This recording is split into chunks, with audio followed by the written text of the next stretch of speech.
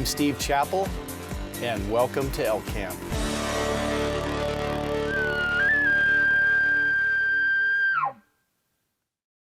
This week, I am guiding John and Sally Holzhueter, and they have drawn 2 Arizona elk tags to hunt my favorite Unit 9, located on the south side of the Grand Canyon.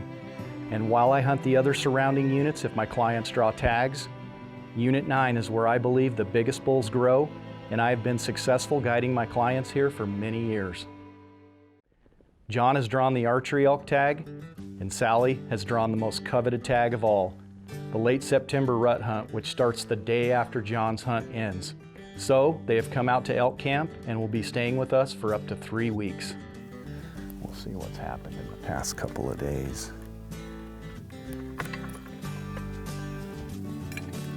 So what I'll do is I'll pull this card out and we'll stick it in our iPhone, a little stealth cam card reader right here. I run quite a few trail cameras during the summertime, and we were seeing some pretty nice bulls this summer. They were developing well in the velvet. I kind of use the trail cameras as a barometer for overall antler growth, not necessarily to target specific bulls so much, although we will if we can. Got us a bull in the early morning light. Pretty nice 6-point. Looks like he's a little short in the fronts, but he's got real nice tops.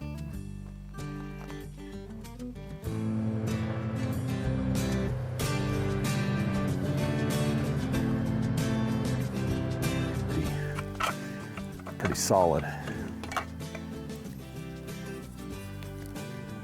Pretty strong swords, nice backs. He's got an extra point on his left side, so he's a 6x7. You know, it may appear like these elk are fenced, but this is actually called a trick tank. You can see the catchment here, right here behind me. So what that is that's pro panel, and the water will run off and it will catch at the ends, and then it goes down into these holding tanks below, and there's 3 holding tanks below here. There's roughly 20,000 gallons of storage here. This big fence here protects the catchment from animals getting on it. And then the water comes out from the holding tanks into this little drinker right here. And that's where the elk are gonna drink. And outside of that, you've got a short, maybe a 3.5-foot metal rail fence. And what that does is it keeps cattle and wild horses out of here, so that only, elk and deer and, of course, coyotes and that type of thing can use it too. But these are definitely wild, free-ranging elk that we hunt. This is just a pretty arid climate, so these trick tanks keep these elk sustained during the summer when it's very dry before the monsoons hit, and then when we get those good monsoons, they'll typically move to ponds.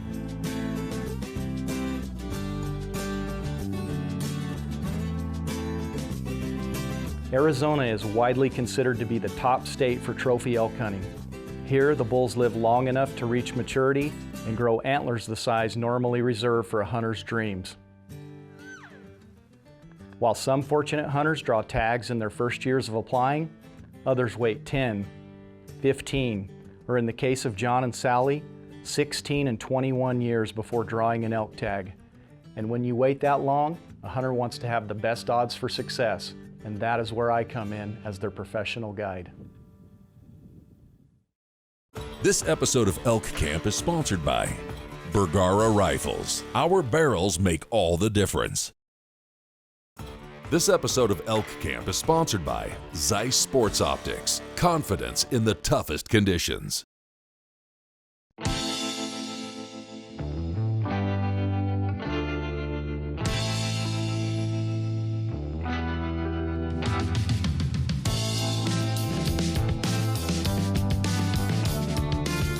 Out here on a Unit 9 elk hunt, I drew the archery tag with 18 points, non-resident, and she had 23 points, drew the early rifle. It's kind of nice having the both hunts at the same time.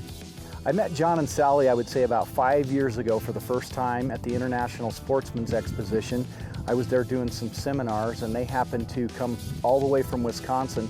We actually got to meet him at a Hunters Expo about 5 years ago. He was doing a seminar there, so that kind of solidified it when we actually got to talk to him. And yeah, he was the guy for us, so that's why we booked with him. It's important to understand what a privilege it is to not only draw a tag, But to have a husband and wife team draw tags on the same year makes this an extra special September. Tonight's the night.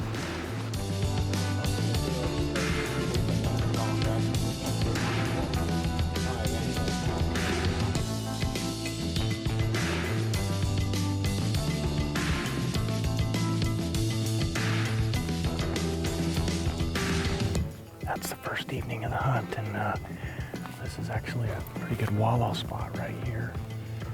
Bulls have been hitting it a little bit, and then right up the draw here, there's a good tank where they've been watering. They're still not bugling. It's the last hour of light. We haven't heard a peep out of them, so we're gonna call a little bit. We're gonna force ourselves on them a little bit, so to speak, and see what happens.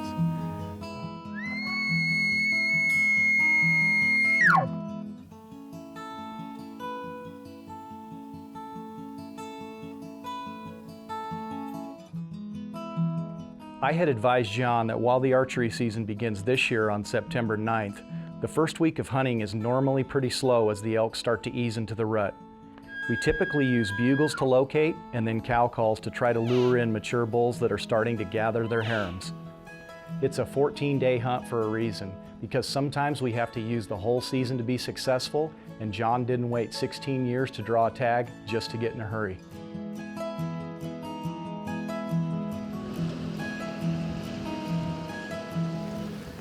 Okay, so we just got to our spot. It's the second evening of the hunt. Bugling's been slow these first day and a half. We just went by a tank. It looks phenomenal. Lots of sign on it, but there was somebody sitting there, so we came on down the road a ways to get out of their way. This is public land hunting, so that's the kind of things you deal with. But Unit 9 Arizona, it's best in the world, so we know it's going to get better and better, and we're hoping for good things this evening. We're always looking forward to it. We're going to get into some bulls tonight, so catch you later.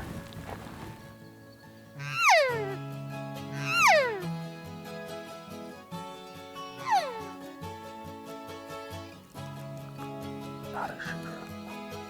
Steve is the elk whisperer. He is really a good caller. One thing I notice, he likes to really get in tight on the bulls before he starts calling. But then he's got several different calls that he uses.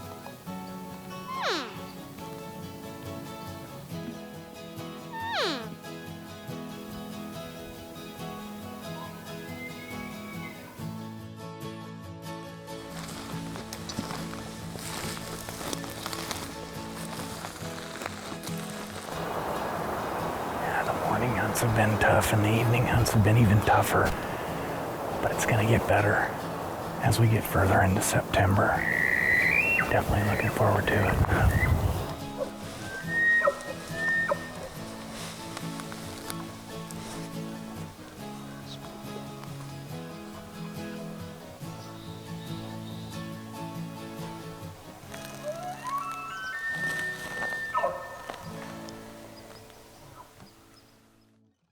Guys, for this week's tip, I'm going to demonstrate how I blow excited cow calls. And for this call, I'm going to use my new Elk Camp reed manufactured by Rocky Mountain Hunting Calls. So on this call, I'm just going to put in a little more tongue pressure and just a little more air pressure from down deep in my stomach. And it's going to give me a little higher, more turned up emotion sound like this.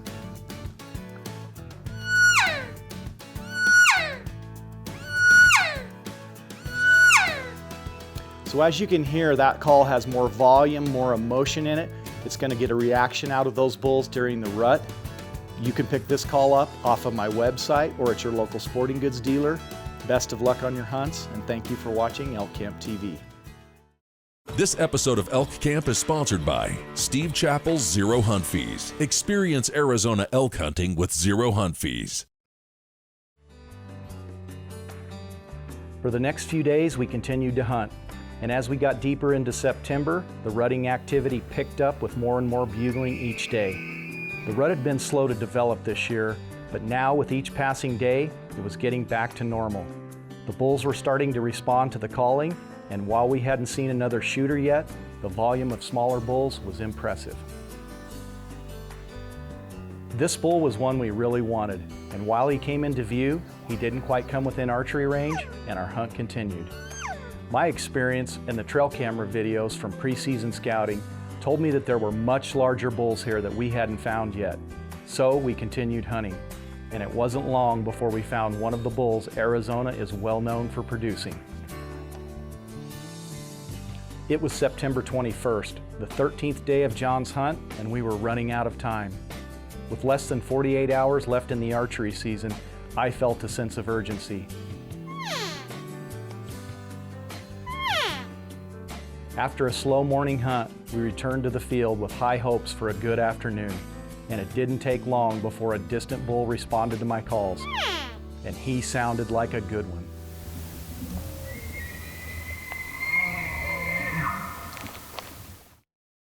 This episode of Elk Camp is sponsored by Rocky Mountain Hunting Calls. We call the game.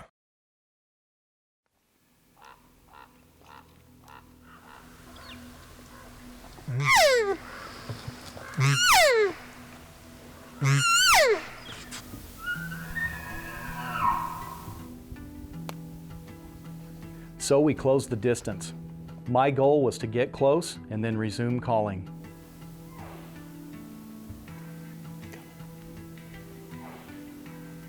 I set John up about 50 yards in front of me, and I started the bull off with a series of cow calls, and he came to within about 60 yards.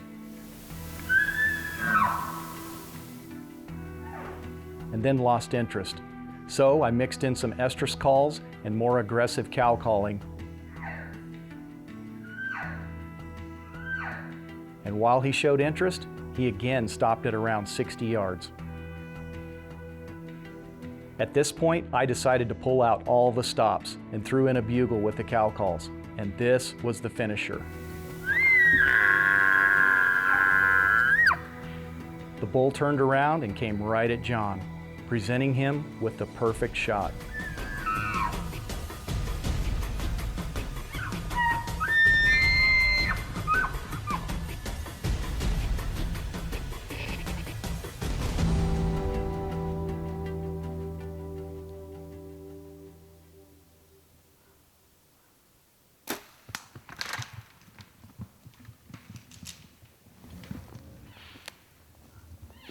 That one's hit exactly where it needs to be hit, but I still don't like the penetration. But I think we're gonna get him. Yes, yes. After reviewing the video, I was worried that the shot was a little too far forward. I was still confident that John had enough arrow penetration to get the job done. With darkness closing fast, I decided to back out and leave the bull overnight. And the next morning couldn't come fast enough. It's a great morning. We're back here after an exciting evening last night. Late, we took it late into the hunt, bottom of the ninth, and John came through. So yeah, we reviewed the footage. The hit looks good, but just to be safe, got a little bit of shoulder, so we're gonna go track him up this morning. We gave him overnight, just playing it real conservative. We do not want to lose this bull. So we're about to go get on the track and follow up on it, and we'll show you the bull when we get there. Hopefully he's laying there. That's right.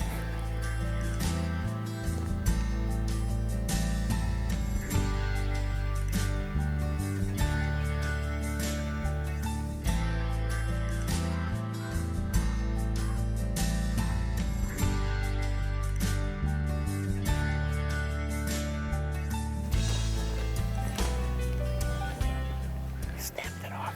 Yep, they always do that. Babies are tough.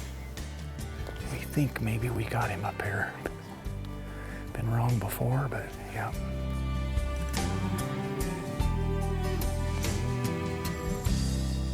Okay, hang on. We got him.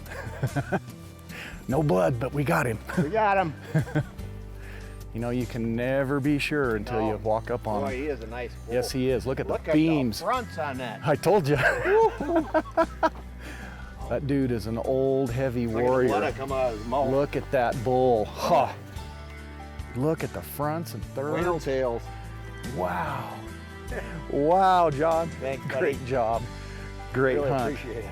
Well, here we are with John's beautiful 2016 Arizona bull. Had a lot of fun hunting with you, John. Oh. It's been an adventure all the way. Enjoyed it. 13 days of hunting here, and actually this is the 14th day we recovered him now. You know, it's been a tough hunt. It hasn't been easy for us. The bugling's been really off this year, kind of hearing that statewide, but you know, we still managed to call in a few bulls, and you know, finally had what I call a good clean setup on this bull. Yeah, it's just been an awesome hunt. So. And I told you from the start, them elk do not know who they're dealing with. This was an old bull, one of the largest 5x5 bulls we have ever killed. He stretched the tape at over 340 inches with long main beams and incredible tine length. His antlers were massive, and I was excited for John as we wrapped the coveted elk tag on the bull's main beam, the final act before the real work was to begin. We laid the bull out and preserved the head and cape, then proceeded to break the bull down into quarters and finally packed the huge bull out of the woods. This bull will fill the freezer and grace the walls of John's home for many years to come. And let's not forget Sally's hunt, which begins in less than 24 hours. Well, folks, that's all the time we have for this week's episode. Please join us next week for another exciting episode here at Elk Camp.